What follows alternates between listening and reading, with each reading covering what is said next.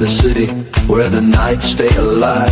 Lions roar in the chat, we're ready to thrive. Smoking Jeremy keeps it lit, passion ignites. Keegan the villain knows the stakes are in sight.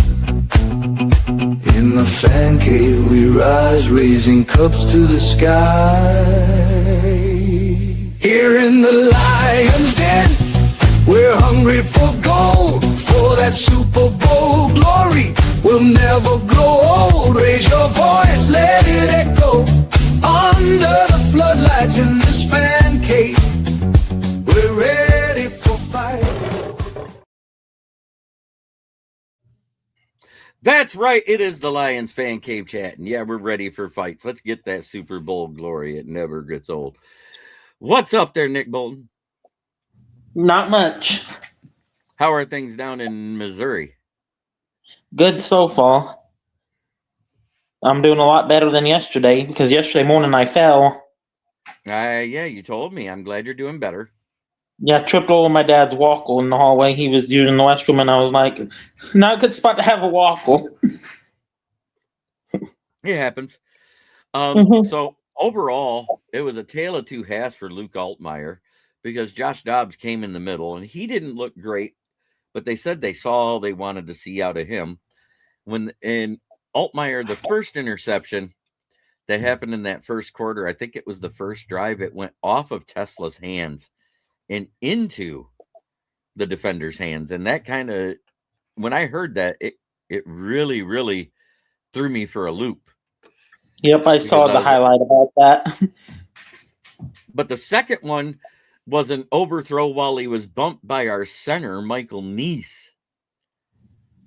And I was like, man, you can't as a center, you can't let yourself get driven back into your quarterback in the pocket. I'm sorry, you just can't.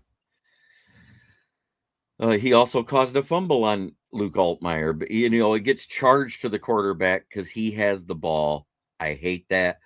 But he also caused a fumble with Raheem Blackshear. But let's see if the PFF grades kind of agree with what I said. Jacob Saylors was number one with an 82.2. Cedric Wilson was our best wide receiver and second at a 73 overall. Melvin Priestley and Blake Miller was almost identical with 66.9 and 66.6.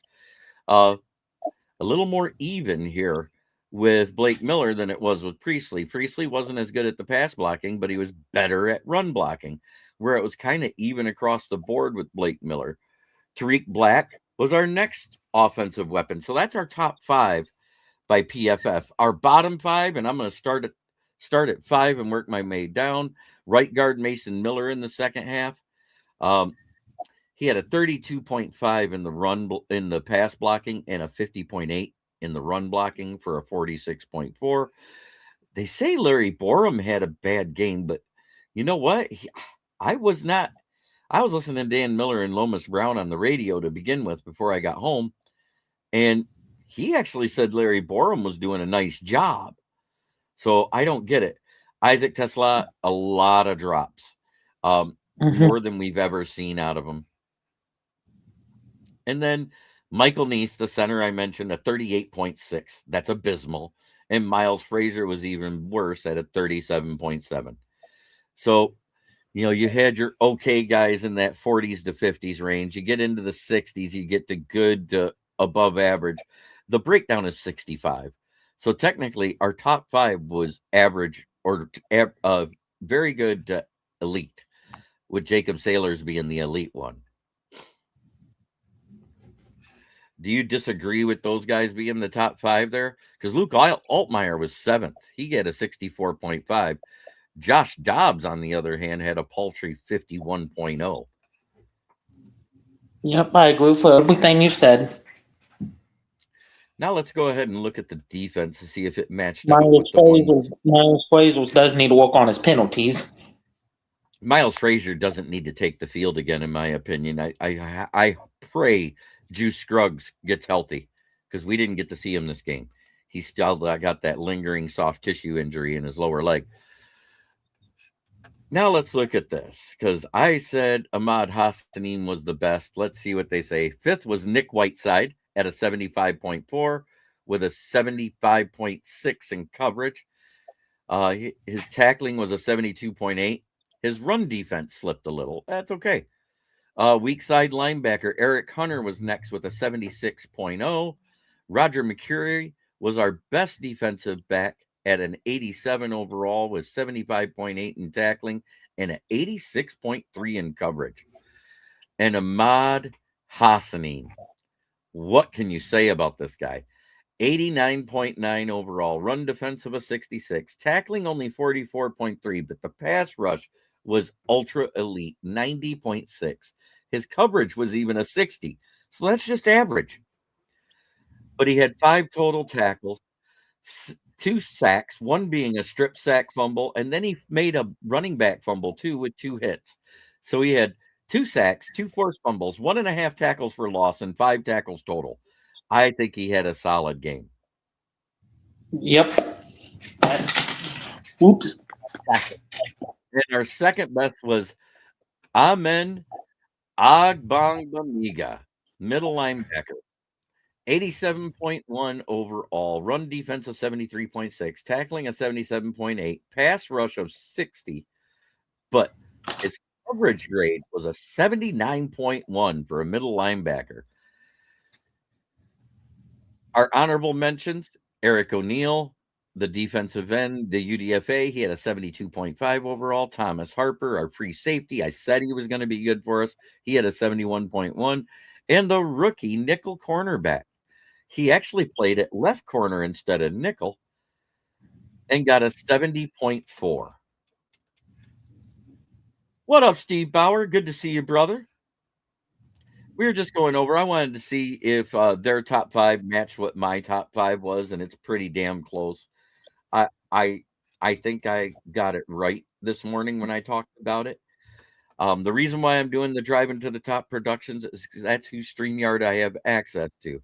So thank you to Adam McNally, Big Rich, DJ Dog Tags, also known as the Forehead, Jamie Malloy.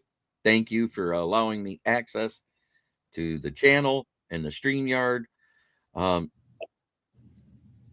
So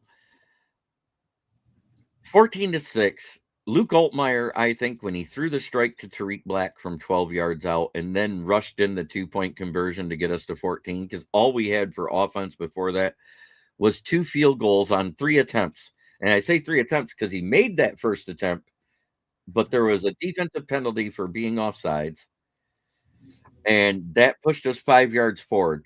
So we were at 4th and 6. So instead of just lining up right away, they tried to draw the defense off sides again, and I completely agree with it. Because if they'd have got them off sides again, then it's 4th and 1, and you're at the 31-yard line, and you're going, ooh, we can get 1 yard from this defense. Mahogany was better. Let me look at the offensive grade. I think Mahogany was a lot better than.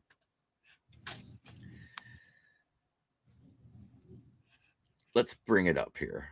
I'm going to make it big so I can actually receive where Mahogany came up. Nope, that's defensive grades. I got to go back. I hit the wrong one again. That's my bad. I want to see how bad they thought Mahogany was. Christian Mahogany actually got a 55.8. A whole almost 20 points higher than Miles Frazier. And Miles Frazier was awful. I'm sorry.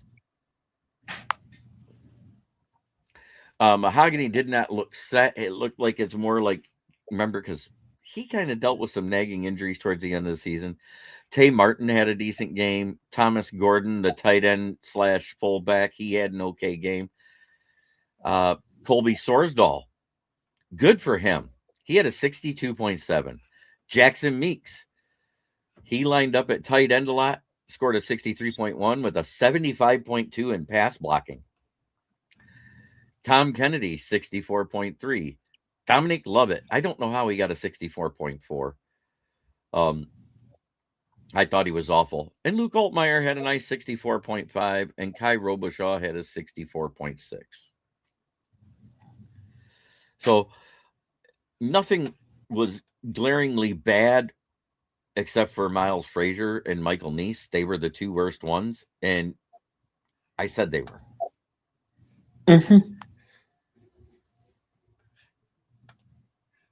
If I remember correctly, I think Lovelet was bad last year too in preseason. Yeah, he doesn't impress me. So wow, we reviewed the game in less than that. Now let's go back to something that I said. I said when we cut Terrion Arnold and the judge said it was okay for him to go work with NFL teams and do his job, that it would come back to bite us. Somebody was going to sign him. He is a Seahawk. And he doesn't have to be an outside guy. He can start at the nickel corner for them.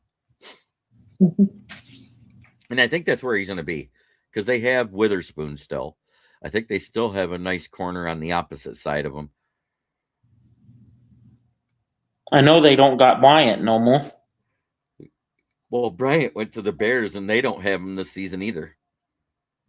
Oh, must be injured. Yeah, Tom Kennedy does seem to make plays. He does it every year. But after watching it, if Isaac Tesla doesn't get back to catching the ball as sure-handed as he did last year, he's in danger of losing his job as wide receiver 3 to Greg Dortch. And if Dominic Lovett doesn't pick up the pace, Tariq Black's going to beat him on this roster. That's my opinion. I still have Isaac Tesla in my starting wide receivers right now, but it's more at the 4 position. 5 will be TK. And I think right now I got to put Tariq Black in for wide receiver 6 because he wasn't bad at returning the kicks either.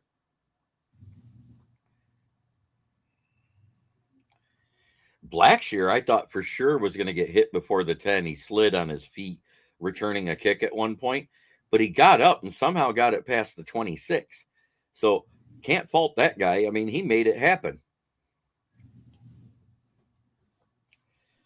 That's pretty good for a guy that slipped. Imagine if he didn't slip, if he'd have been able to keep his momentum going ahead of him.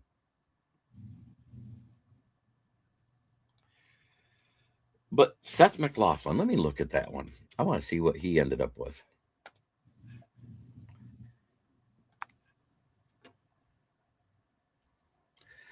Right in the middle of the pack at a 62. That's solid. Michael Neese was the one that played center in the second half, and he was awful. Melvin Priestley and Blake Miller, those guys impressed me.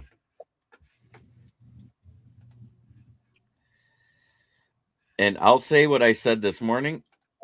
I think Sailors is going to make Vaki running back 4, if not practice squad material.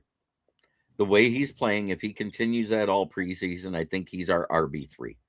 Do you disagree with that, Nick? I agree with you.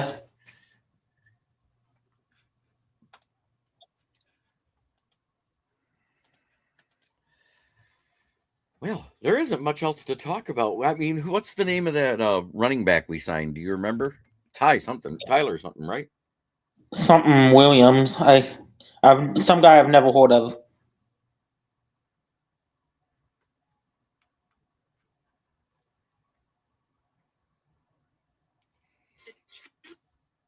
Now, let me see. I have a message about it. Let me go get to my message. Travion Williams. So let's look up and see what his stats are like.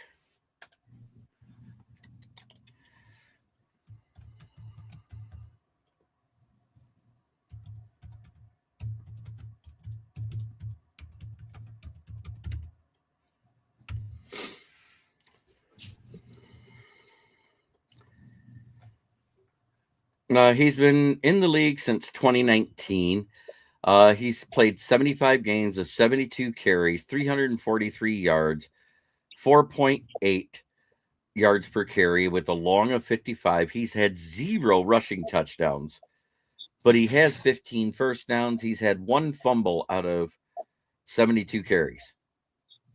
And His best rushing season was 26 carries, 157 yards, and 6 yards per carry with the long of 55 for the 2020 Bengals. And he's also a pretty sure-handed receiver. He has 23 receptions on 29 targets, 129 receiving yards, 5.6 yards per catch, with a long of 26, 0 receiving touchdowns, but he has had 4 first downs. So let's see, 4 goes into that. That's a little less than 20%. Jackson Jones titties. What? How you doing, Dom? Good. Did you look at the PFF grades from last night's preseason game at all? I did not. I saw somebody put them up somewhere, Greg, I think. Yep. Our good buddy Greg Rice, West Coast Greg, I call him. Well, I did get him, so I'll go over them with you real quick. Our top 5 on offense, Jacob Sailors was the best one at 87.2, that's elite. Cedric Wilson was next at wide receiver. He got a 73.0. Melvin Priestley, the backup right tackle, was barely better than Blake Miller, but let's take that into account that he was playing against the 3s. Right. Blake Miller, who played against the 1s and 2s, had a 66.6, so that's pretty much a wash, in my opinion. 39 total snaps for Blake Miller, only 27 for Melvin Priestley. Tariq Black rounded out our top 5 at 65.6, and I think that's only because he had that 12-yard touchdown strike from Luke Altmaier. Luke Altmaier and Kai Robichaux get the honorable mentions at 64.6 and 64.5, which, in all actuality, good to average quarterbacks only get around a 65 PFF grade in a loss. Do you think there's any truth to that rumor about Teddy Two Gloves retiring because Altmaier was going to beat him out for QB2? 100%. I think he knew he had no shot, and he said, screw it, I'm going to go back and coach high school. How many times is this now that Theodore has retired? 3 times. Okay, that's what I thought. Because we signed him out of retirement. We signed him out of retirement the first time, remember? Mm-hmm. And then we brought him back midway through last season after he won his state championship with his high school football team that he coached. Yeah. Then he went back. Then he got fired from there, so he came back again. And then it was something real stupid, like he gave a kid a ride home. Yeah. And he gave a kid a ride home and bought them groceries because his mom just lost her job. Oh, but thank you to Ron DeSantis for being a stand-up governor and actually making it legal for coaches to do that in the state of Florida. Right. When it's that type of situation where the family's destitute and needs the help and the kids can't do this and can't do that. MDE, good to see you here. Good to see you, MDE. Yeah. And Altmaier looked good for his first ever NFL game. I mean, granted, that first interception wasn't even on him. The ball hit Tesla in the hands, popped up in the air, and ended up in the defender's hands. That's on Tesla. Yeah, I don't count the ball ones. I forgot what I was going to say. MDE, coaches should be able to shepherd their players, period, no question.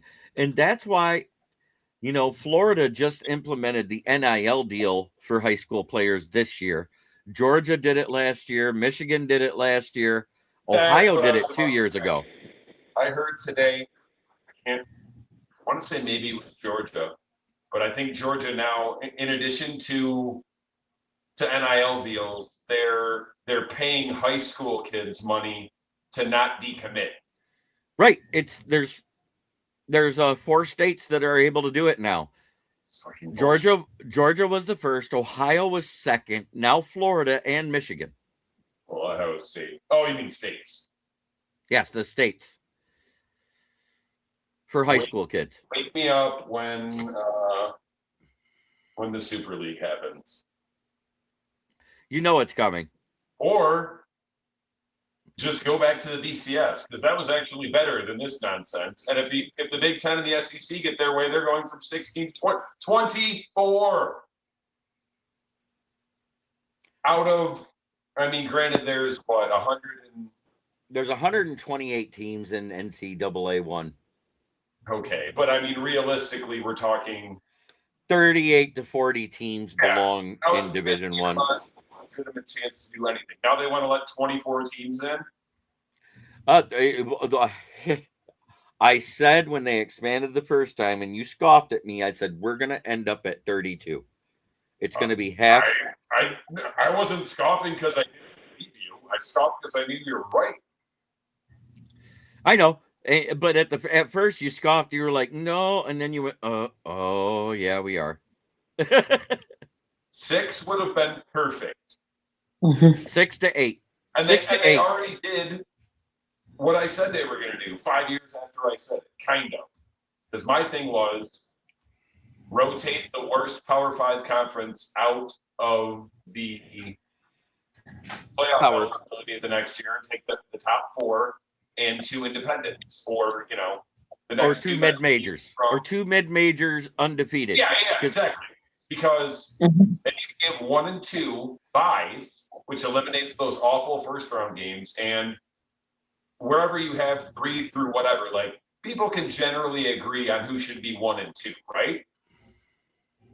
Yeah, So almost. It's run by money only now. On defense, we all know who the best one was. We don't even have to look. The Assassin. I like that nickname. I've loved that nickname. I'm going to get that put on a custom jersey. Because I said one of 2 things is going to happen after the preseason with the way he played versus the ones yesterday. Getting a sack on Burrow against Orlando Broom. I'm getting the number 2 break. Get in on the ground floor before he starts falling. He's been called the Assassin since Boise. I can't patent it. Wait, is that where he went? He went to Boise State, yes. The blue turf? Yep. I've seen it. Couldn't get a good photo of it. I think that's the best looking turf I've seen for a colored turf. I think it's amazing. Please don't say you. Say what? You're saying Boise is. Yeah, Boise's is. Yeah. They get mad. Apparently it's Boise. But he's had that nicknamed his Assassin even before that, because he actually was an international pathways player in Egypt before he went to college. I like that name. Assassin? Mm-hmm. Then go with Hassan 9.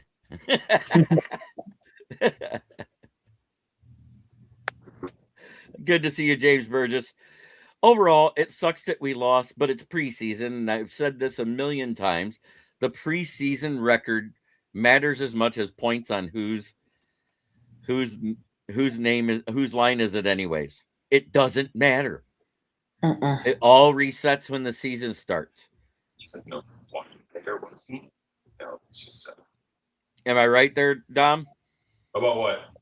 Preseason records matter about as much as the points on whose line is it anyways. I would say the points on whose line matter more. It's so good to see James Burgess back in the chats again. Glad you're here, brother. But we did sign veteran running back Travion Williams. He's not a goal line threat whatsoever. But I think that's a sign that Vaki may be on the way out. Ooh. Women's. Say what? Here. Because Travion Williams is another one that likes to do returns.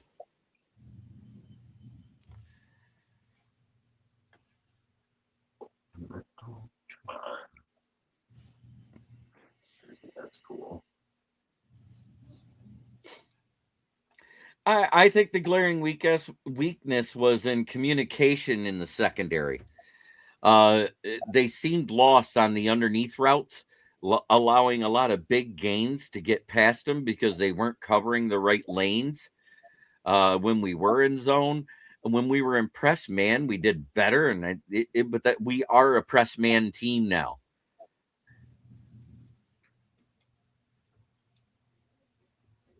Better be getting some fucking pressure. If you press man. Well, when we were getting pressure, they weren't scoring. It was when we started doing the zone stuff that they scored a touchdown. They only scored one touchdown the entire game. I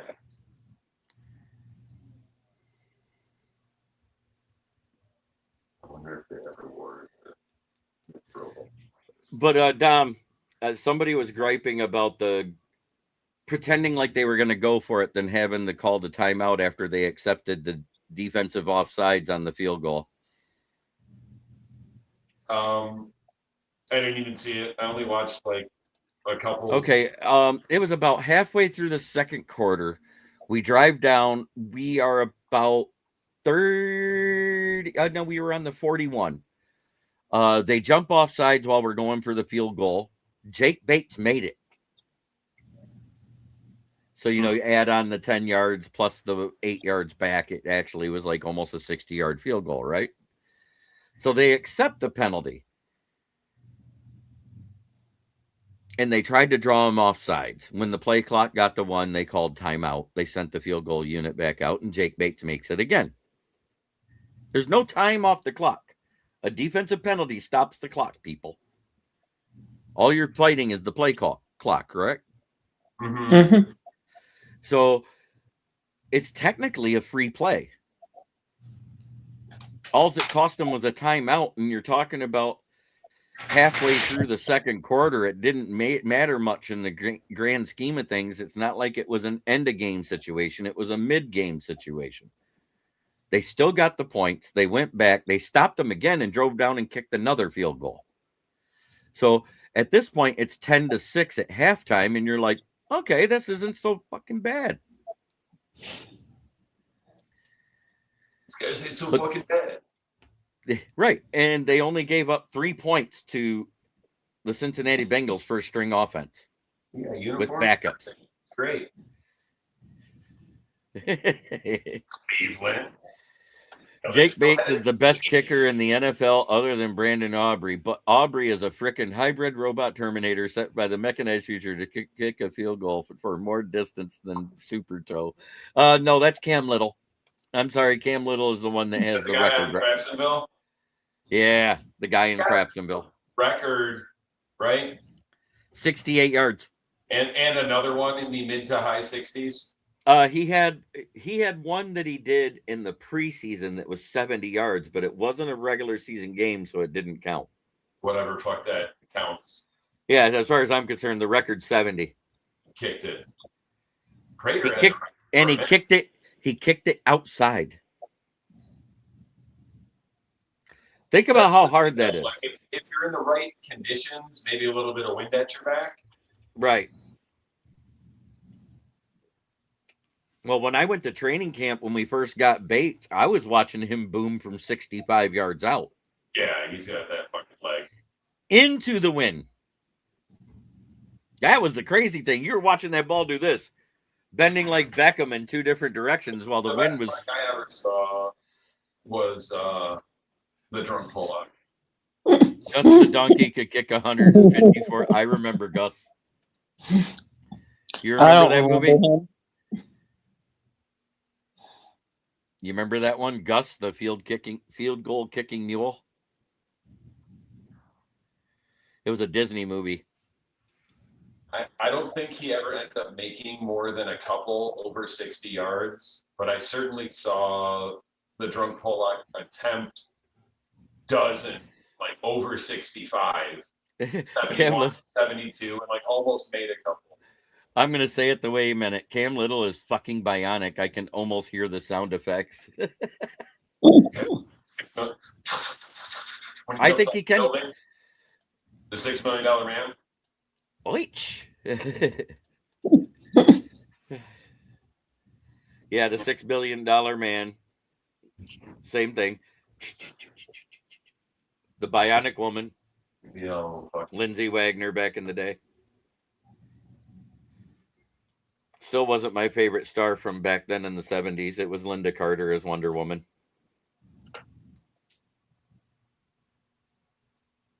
I liked I didn't mind Farrah Fawcett. I didn't mind Heather Locklear. both of the broads on Knight Rider. Yeah, Pam, the mechanic. Too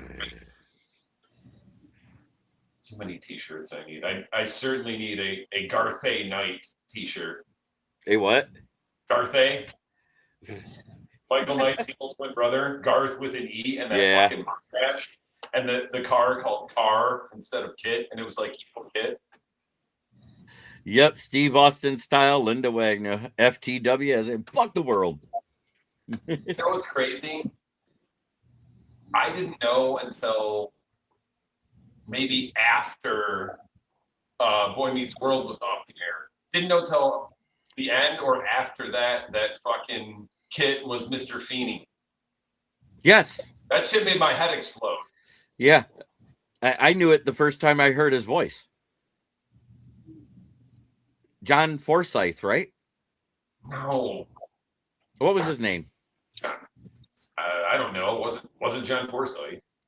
Linda Carter is the only woman I would even consider over Jennifer Aniston, maybe Erin Gray, but yes, sir, JB, Wonder Woman was our want as adolescents. Jennifer Aniston is still as hot as she was like 25 years ago. I think she's hotter now than she was 25 years ago. She wasn't really ever that hot. And she's hot. Right. I love her in Office Space. Yes. And I liked her in We're the Millers. I just saw her in something recently with Adam Sandler. And I don't know who else. Was she a part of Grown Ups?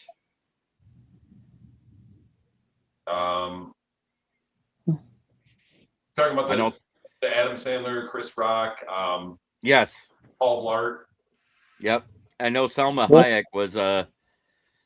Adam Sandler's wife on there. Wasn't she on Bruce Almighty? Jennifer Aniston, was she in Bruce Almighty? I don't remember. William Daniels is Mr. Feeney, a.k.a. Yeah. Amazing voice. Best voiceover ever as Kit. No. I loved the voiceover of Kit. I'm sorry. I thought he was great. Not the best. You're forgetting the best. Yeah, other than Casey Kasem and anything he did with Hanna-Barbera. He was one of the Transformers, though. And he was Shaggy. Fuck, that's right. J.A. is hot because she is real. She is natural. She is just plain relatable and normal population at large. If you ran into her at a coffee shop, you got a shot. She is legit real. Yeah, we all wish. Forgetting the best one. Hey, MDE. Kelly Clarkson's hot too. James Earl Jones is Darth Vader. Correct. I knew. Luke, I am your father.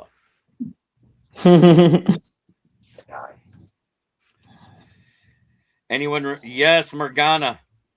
Bring Calrissian and the Wookiee to my ship.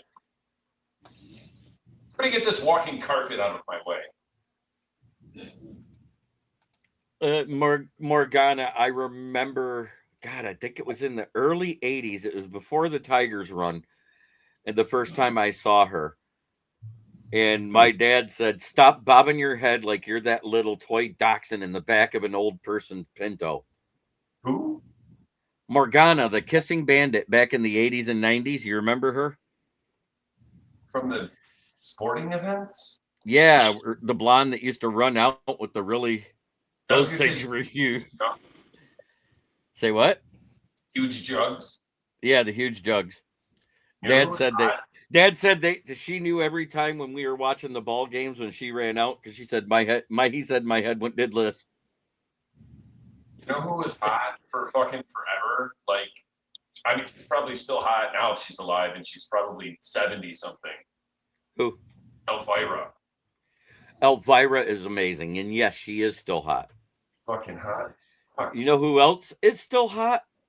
Sophia Loren. Yeah. Morgana's tracts of land would not even furrow a brow to the forehead of our great Jamie Malloy. Oh my God, as buxom as she was, Jamie's forehead could house 37 drawers of her bras. Come on.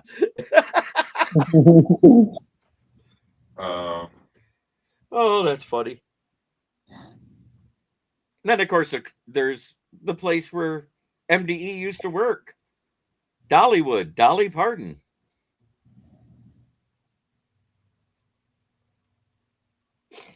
She's fucking old as fuck too.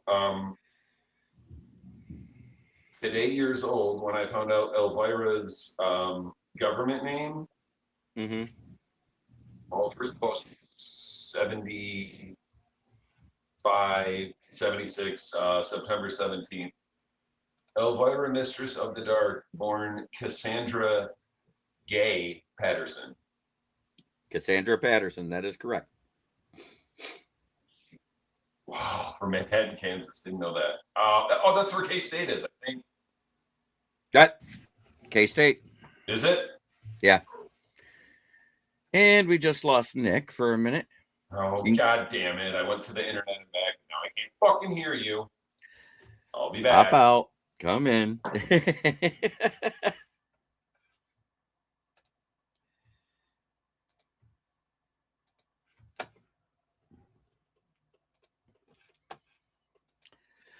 Dolly rents space from Jamie to allow her assets to have open airspace on the national.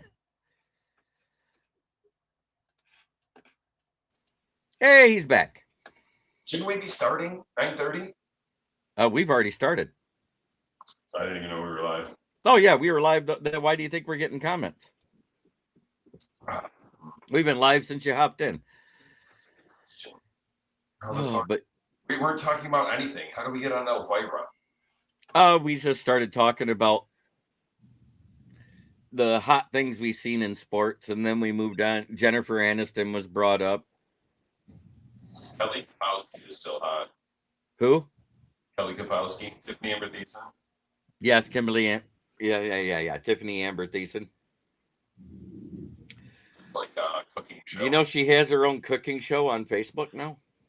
I remember what I said for that. I said she has a cooking show. May or may not be called Breakfast at Tiffany's, which was like somewhat lame, but also like, okay, you can do that. No, it's not Breakfast at Tiffany's, but she did one with her kids where she was making them special breakfast stuff, and she called it Breakfast at Tiffany's for the episode. That's fair. And that was awesome. And so, what did you think of the picture of the Motor City Muscle guitar? Did you see it? I don't know. I think you showed it to me before. Well, I didn't have it done until I got it back, but this is it. This is the start of it. Oh, that's sweet. But yes, I do think Vaki will get cut. I think he's going to get medically waived. Because he's out 6 to 10 weeks. He's going to be coming back in. Jamie's forehead deserves a place on the global registry as accessible rentable land that is available to entire countries moving out of a bad situation to more accessible land. I didn't even know he was hurt. Yeah, it happened this past week at OTAs. Not this one leading up to the game, but the week before. Mm-hmm. It was one of those freak things where somebody's hand went under his face mask and it broke his nose. Mm-hmm. So he's... And that same week was when Blake Miller got hurt. Or not Blake Miller, Cade Mays. So I'm hoping it's like a backup or at least a depth guy, but who's the guy on defense that we have to, murder for accidentally breaking Cade Mays' wrist? Nobody actually landed on him. It was one of those things, and it was a one-on-one, and they didn't say who he was with, but it was one of those push-pull type of drills. Yeah. And when he went down, he just landed on top of his wrist. Mm-hmm. I don't know, fucking what's his name? Like he was that guy at two different universities, and then he tore his Achilles, and now we got He never tore his Achilles. He tweaked it. It was an Achilles strain. He missed 3 games in 2025 in the middle of the season. But when he came back, he actually started the rest of the season because their center went down. He was the one that tore his Achilles. Yeah. He only missed 3 games in 2025. Say what? Why do you go or are we talking about different people? Cade Mays did not go undrafted.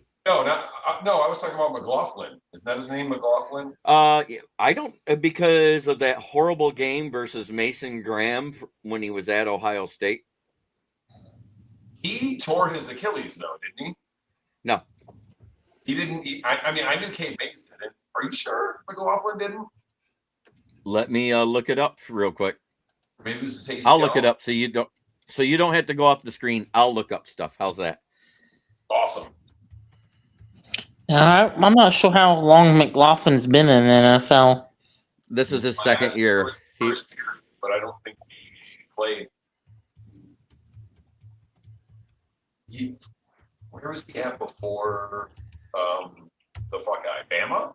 No. He might have been.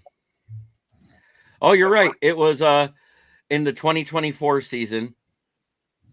During practice on November 19th was when he tore his Achilles. Right. Injury occurring after transferring from Alabama to Ohio State for his final collegiate season. No, I just heard the whole blurb about him the other day, like right after Cade Mays got hurt. Like he was like what are the two? One of them's Outland. What's the other one? The other O-lineman award. So the 2020 what? The two O-lineman awards in college. One of them's Outland. One. The Outland is the tackle one, right? I don't know.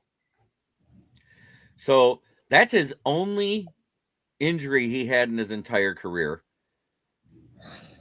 Right. He was with the Bengals last year. He was healthy and competed for the starting role because, let's face it, Seth McLaughlin would be probably better than the guy they started. Right. With what we saw last night, because Seth McLaughlin still looked better than Graham Glasgow. Actually, now that I think about it, there might be 4. I think there's at least 3. The Remington is for the centers. Yes. And the Outland is for the whole tackles. line, right? Yeah, usually and the Joe Moore Award for the best O-line. The best O-line is the Joe Moore Award, which is usually won by Iowa. Wait. Iowa. What? The Joe Moore Award is for the entire offensive line. Okay, so there is one of those. Okay, so then Outland is center. Remington is center. Outland is tackles because that's your bookends. Guard. No, they fall under the Remington because a lot of guards in college. Yeah, it's just interior O-lineman. But yeah, he was a finalist for one of those the one year, and then a semifinalist the next year with Ohio State. Yeah, what's funny is he tore his Achilles that week they were preparing for Michigan.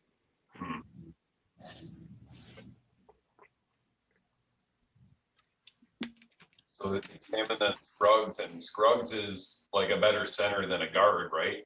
Actually, it's just the opposite. I was looking it up. PFF-wise, he's better at guard, which is why when he comes back, I think he's the one that's going to be competing with Mahogany, and Frazier can kick rocks. They're not going to try to fucking put Rattler midget center like now, are they? They were going to do MDE, I agree with you here, Logan Jones. I wish you were a lion. I hate you are a bear. I wish you well. I hope the Bears cut you and you sign with the team you are destined to star with. Just manifesting that out. Well, I'm gonna have to get off here because my mom wants me to do some stuff for. Okay, Nick. Thank you for joining us. I know you're over there in Missouri. Good luck. I know this is your last week. You'll be on for a while because it's high school football season, and you support your Yellow Jackets down there. Yep. the arch scary as fuck.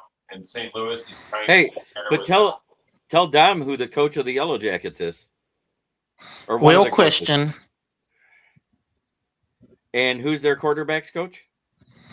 I'm not sure who the quarterbacks coach is. Isn't that the one that Sean Hill was coaching? No, that was Camington. Oh, Camington. Okay. Wait, who's the head coach? Will Christian. Why am I blank on who that is? Real Christian Academy down in Missouri has Sean Hill. Oh, that's the name of the school. Yep. As their quarterbacks coach. Is as in the former Lion, Sean Hill. Oh, I thought he was the head coach. Okay. Well, I'll talk to you guys. Yep. Yes, sir. If you can ever hop in, buddy. Have a good one. Okie dokie. Bye. Bye-bye. Sean Hill, Lane. They were decent back then. So, other than that, we haven't made a lot of moves. Devin White looked above average. We got him for what he did. He was a tackler. He's not the best in coverage, and he did really good tackling according to the PFF grades. He had a 77, which is way above average. You know who else had a 77 and had a horrible PFF grade for tackling? Ennis Rakestraw. You leave my Pro Bowl corner alone. I thank God it's only a bone bruise. It's day to day. Because I want that man to be able to take. Alone. Hey, I'm not picking on him. I'm like you. I want him to do well. Penis rake for the win. Well, our Tigers dropped it 9-5 tonight, so we're back to floundering unless everybody else loses too. 2 games under, and 3 games back of the Central. Or if they're even done yet. We were tied with them going into today. Look it up. No problem.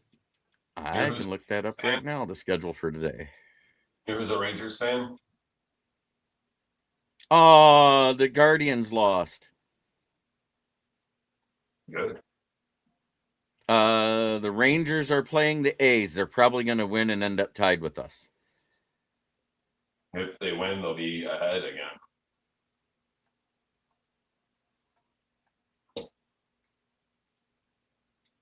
Megan Price is a Rangers fan. So, I think overall, we are all day to day. Yes, we need a break a straw to figure out how that dude he needs to be. Just saying, this is vital. Until we get healthy fully in secondary, we need the straw. 100%. Yeah, Jackson Jobe got blasted. They teed him up like a golf ball. That 4th inning was a brutal. Yeah. But, hey, it is what it is. Not, everybody gets blown up every now and then. We even seen Scooble have it happen to him this past season before he left us. I mean, I can't remember who we played Jobe's first start, but their offense, like the Pale Hoses offense is legit. And right when that Chinaman came up, I was sitting at my buddies and I was like, oh, it's the Chinaman. And then he went yard. The funny thing is that he struck him out the first time. Something was fucked up with whatever we were trying to watch the game on and my buddies, because I swear to God, it was like more commercials than baseball. And there was in the middle of the inning, and I'm like, what the fuck's going on? They scored a couple runs, and we missed it. We scored another one, and we missed that. Yeah, it was a weird game to watch, I heard. No. somebody. Oh no, that Malgiri guy, 2. Yeah, with 3 RBIs total, a solo shot and a double and a 2-run bomb. Drove in all the runs. No, we ended up with 5. Oh, right. Oh, yeah, that's what it was. Whatever inning, I mean, there may have been an out or 2 between when it happened, but like I saw Torkelson get that single, and then I swear to God, it went to the next inning, and I was like, where the fuck do we just get those 2 runs from? And I looked at the thing, and I'm like, That was the first Ben Melgary bomb. And they didn't show it when it came back. But I was like, And okay. then, Ben Melgary, he followed Torkelson up and hit a bomb.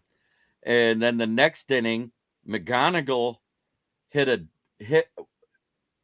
single, stole second. Then Valencia hit a double to drive him home. Yep. And then in the 4th inning was when it fell apart. 5 runs given up by Jackson Jobe.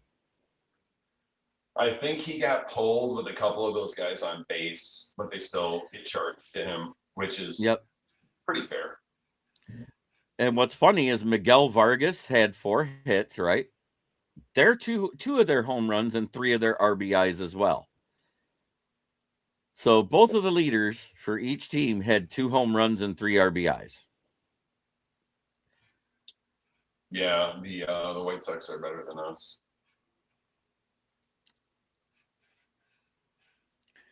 If the bullpen could even be like slightly below average, like it's we actually have been as of late. Last,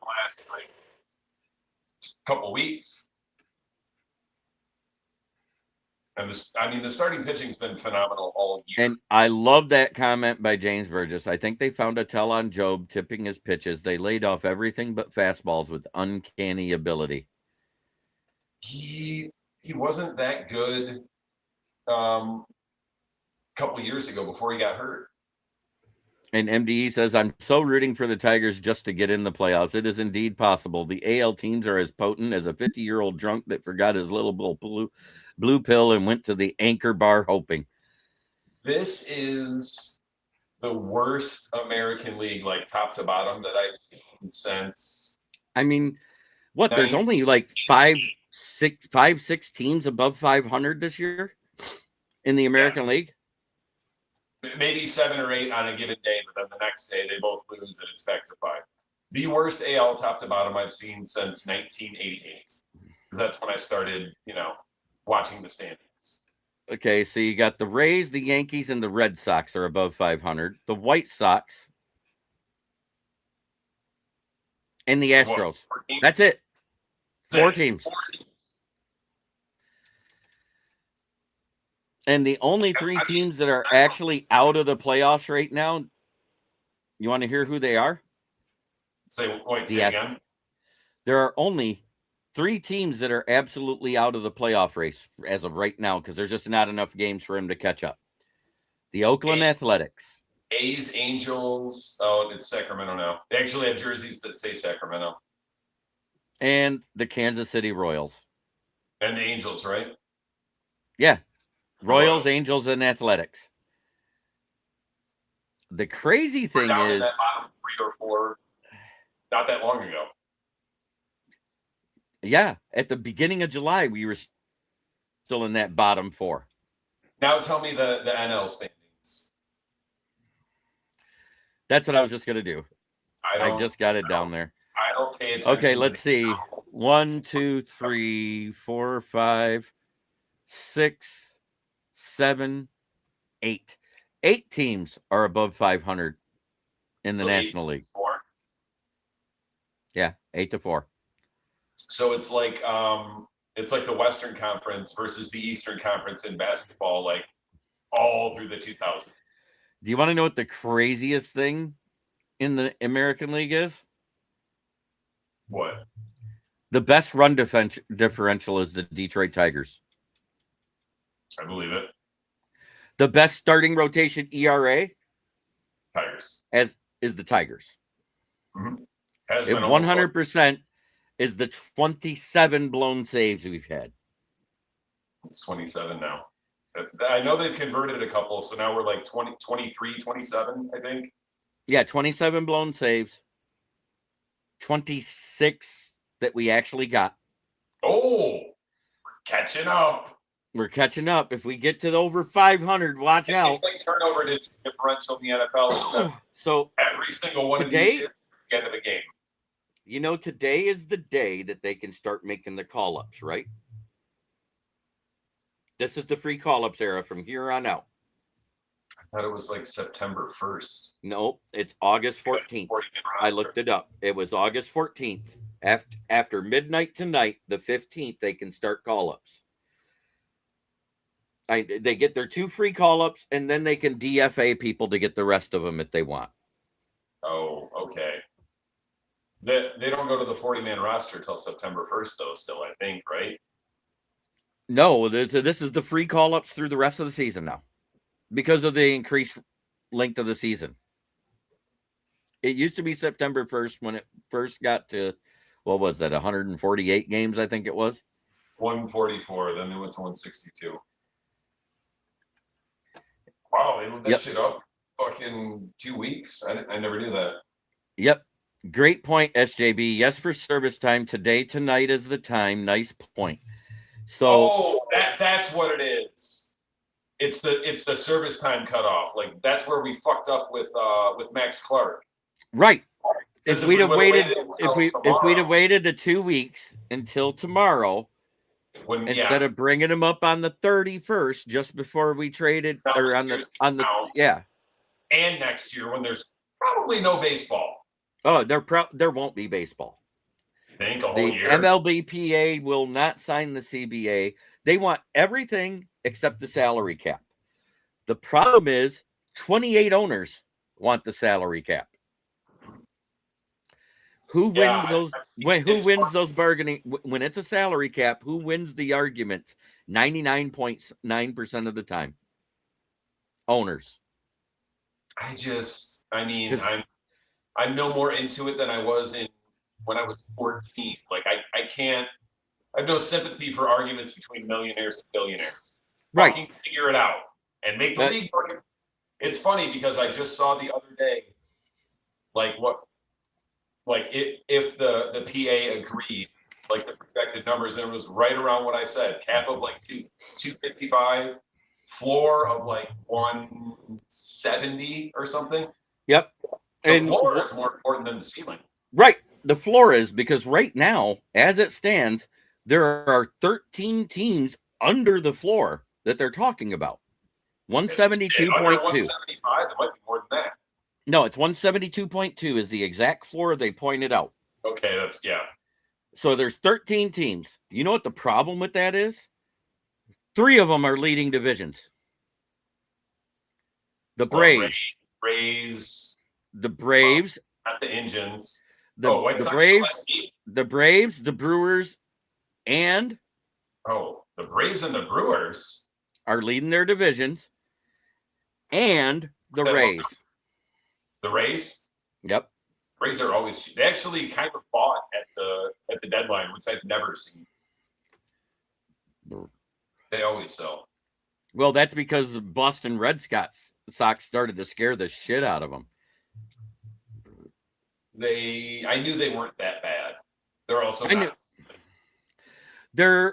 they're more of like the 85 win team everybody expected the average good teams would be. Yeah, that's the team they are.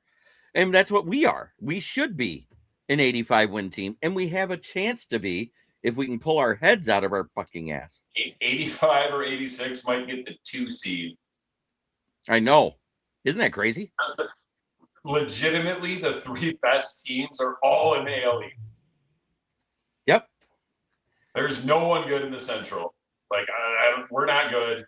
Indians not good. White Sox. But once you get to the playoffs and you shorten it to a 4-man pitching rotation and you add to your bullpen, it changes the dynamic of your team. Add to our bullpen. Like, okay, we put Montero in the bullpen, or I don't know. You give him a start in there somewhere. I would myself with what we have, because I think this is an anomaly because it's only his 2nd game pitching since he came back. Jackson Jobe, right now I'd say is our 3.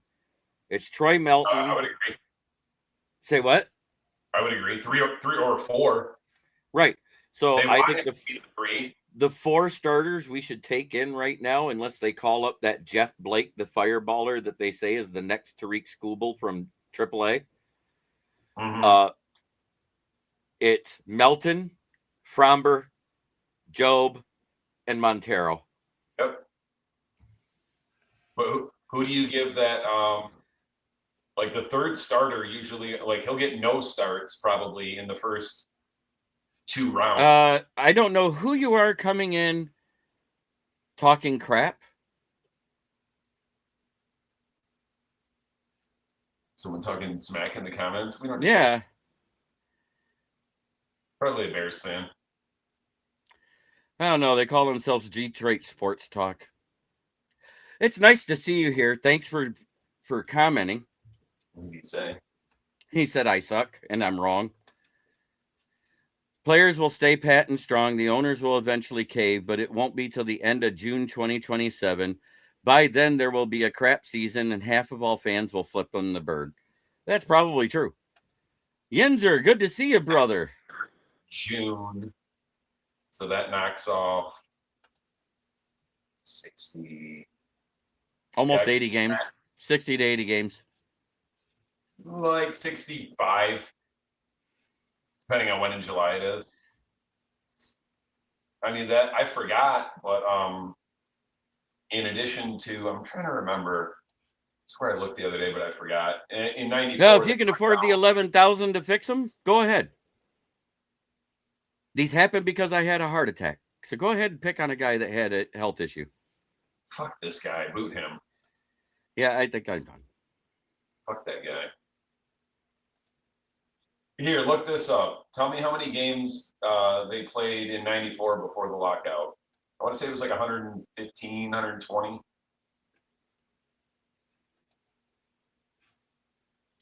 MDA, I love you. Go away, Detroit Sports Dog. Go piss in another puddle after you have maxed out your credit card at the bar of Lambonia. Bye. Wow. I, as a Livonia resident, do not accept that man. Why has it got to be Livonia, MDE? That's so random. I think send him to Downriver. That was an undercover shot at me. Yeah, well, he didn't know that. My girlfriend tried to say, I don't know if she was just dumb or trying to be funny, maybe a little of both. When I said we live in Livonia, she's like, "Oh, is that downriver?" And I'm like, "No." But now I call Sterling Heights upriver. He goes, "Sorry, Romulus piece. You're okay, MDE. He was just joking." What's wrong with Romulus? He's just picking random outskirts of Detroit to tell Detroit Sports Talk to go there. My mechanic buddy. That was beyond a jagoff. He used to live in Romulus. Not anymore. He's banned. I was in a car show at the landing strip when I was not old enough to go in the landing strip. Oh, I'm wrong. Trying to figure out what I was wrong about. Oh, I mean, you're wrong about something every day, but I'm doubting that you're wrong about what you said. There we go, Cadillac.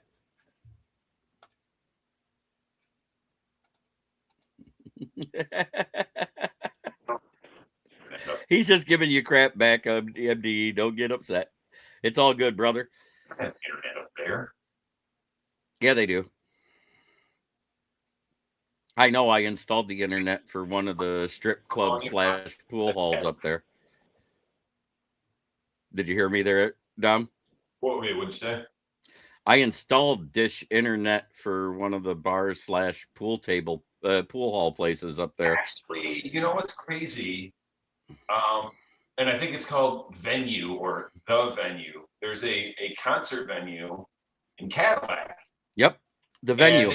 And all sort, like Ritz was there and ICP did a show there, and I'm like, I'm not, even if it was on a weekend, like I'm not driving all the way up there. It's like damn near 4 hours away from me. You have to pay a hoe to leave, not to stay.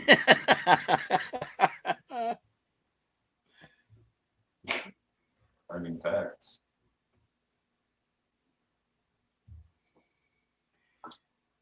So, what's new in the life of Dom? Did you play softball this year, or did you give it up? Oh no, we played.